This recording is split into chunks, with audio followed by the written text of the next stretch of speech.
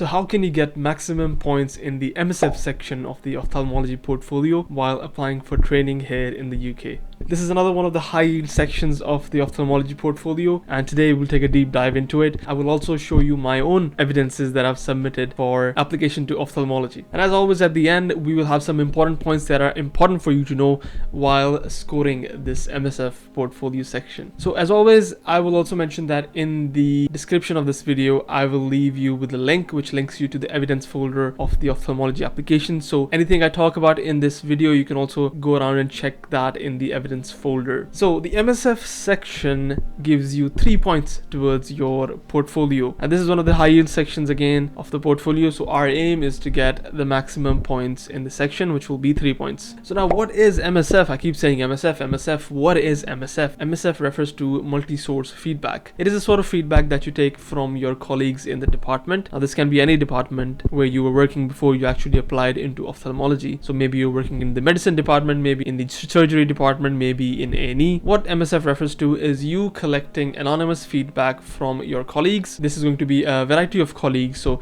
not only the medical professionals but also the allied healthcare professionals, even the admin staff and the clerical staff can also be part of this. And ideally you want this to be a variety of colleagues that you get feedback from, but the catch is that it has to be anonymous. So at the beginning you will be choosing the participants who you send this feedback to, but ultimately you will not be able to know what each of those participants has said about you. What you can only tell is an anonymized version of the feedback. In summary, if you get excellent feedback by everybody that you send this feedback form to, you will score the maximum 3 points. So without further ado, let's break down the scoring criteria for the MSF. Starting, which is no surprise to anybody, you'll get 0 point if there have been significant negative comments against you in the feedback that you received. Now obviously this is going to happen if you're not too well liked in your department by everybody and you happen to send the feedback to those people as well. Well, then you're in trouble. And you get 1 point if there are a few negative comments, not all of them are negative, and your score is not really that satisfactory. Next, you get 2 point if you have received satisfactory scores all around and a few good comments here and there. So this basically says that there is room for even more good feedback from your colleagues, but in general everything was okay, satisfactory. And finally, you get 3 points if not only was your score satisfactory, but you got multiple superlative and excellent comments as part of your feedback. An example which is used in the evidence folder by the college is that, quote unquote,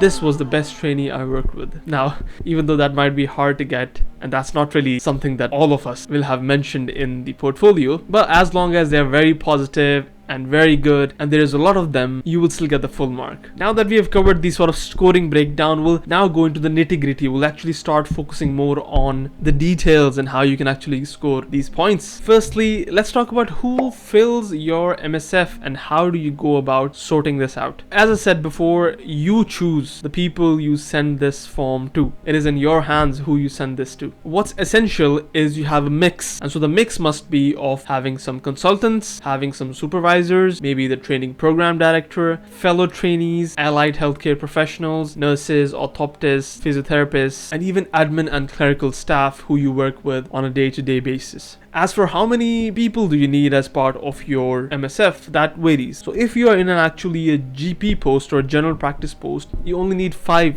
participants. But if you're actually working in a hospital setting, you need 7 participants who you're going to send these feedback forms to. And it goes without saying, use your common sense when you're choosing the participants to send these feedback forms to. Ideally, you want participants who have seen you work on a regular occasion and they have worked with you in a personal capacity as well, and who you believe can vouch for you with honesty and integrity. I would also recommend another thing which is not necessary for everybody to do, but I've done it myself and I think you will find it beneficial too, is to actually speak with your respondents before you send them the feedback form. Have a chat with them and ask them if it's okay if you send them this form, which is very important for your career progression, and whether they can spare some time to leave some comments in your feedback which are grounded in honesty and their experience working with you. This prepares the mindset of anybody who's involved in this to try and leave some words for you, which is what you need in your MSF or the ophthalmology portfolio. You need some comments and not just a satisfactory tick. Now that we've we've figured out how to actually choose the people that we are sending these feedback forms to, let's get to the next step. The next step is to how to actually do the MSF. What are the forms that we need to fill? So think of these as two situations now. One situation is, let's say you're already in the NHS, you're working in one of the hospitals, and this is a post where they have given you access to a digital e-portfolio, which means you can go online and you can fill up your details and you can get things signed off. Whether you're in a training post or a non-training post, it doesn't matter. What matters is you have access to e-portfolio. This is the first scenario. The second scenario is that you don't have an access to an e-portfolio. Now, whether you're working in the NHS, whether you're working internationally, it doesn't matter. The situation is that you don't have an e-portfolio. For the first situation where you do have an e-portfolio, the MSF is quite straightforward. As part of the e-portfolio that is accessible to you, there is a section within the e-portfolio called the tab form, which is the team assessment behavior. What you need to do is just you need to send out this form to your participants and you will get the job done, you will get the feedbacks back, and that's it. The second situation is a bit more complex where you do not have access to an e-portfolio. Some guidance on this is provided by the college in the evidence folder that I've linked in the description. When you go in there and you click on the multi-source feedback form guidance section, you will find some advice about how you can go about collecting MSF if you don't have access to an e-portfolio. And the way you do that is possible and very doable. They've given you a few forms there which you can click and download. One of the forms is the actual feedback form. So what you need to do is you need to get one of these feedback forms printed out and give to each of the participants that you want feedback from. And then you want to ask these participants to not return the feedback form to you, but to one of your supervisors or one of your consultants or one of your head of departments, whoever is willing to take on the responsibility of collecting feedback for you. Once this supervisor gets the feedback forms back from your participants, your senior then has to collate all of this feedback into one summary, and this summary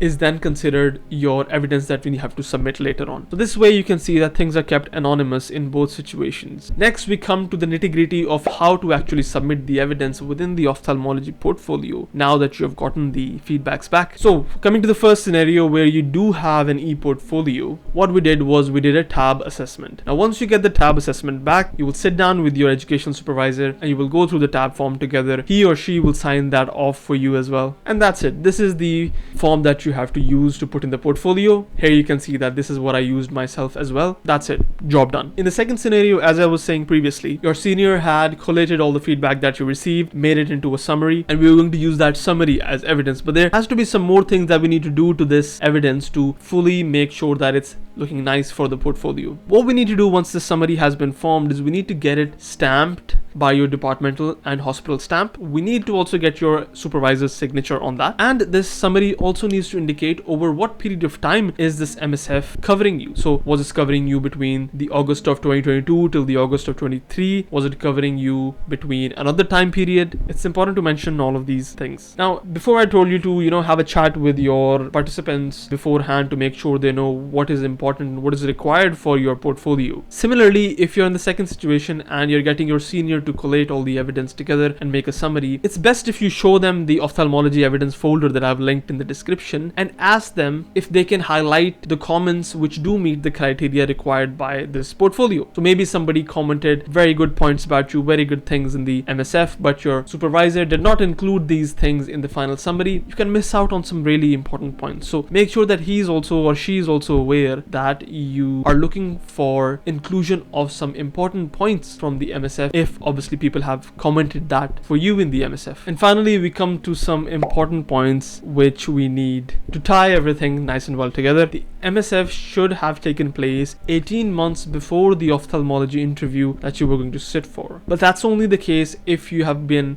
continuously in clinical posts during this period. Now let's say before the actual interview period you were not doing anything clinical, you were in a research capacity, or maybe you were doing an educational post, maybe you were not doing anything, maybe you were on leave. In this case, the 18 months don't count towards you. In this case, whichever recent clinical post you were in, you will need to have an MSF from that. So that's it for today. That is how you can score high points in the MSF section. If you would like me to keep making such videos, make sure to like and subscribe to my channel. Leave a comment if there is anything in particular you want me to speak about as an ophthalmology trainee here in the UK. And if you would like to see my latest video, you'll find it right over here, and I will see you in the next video.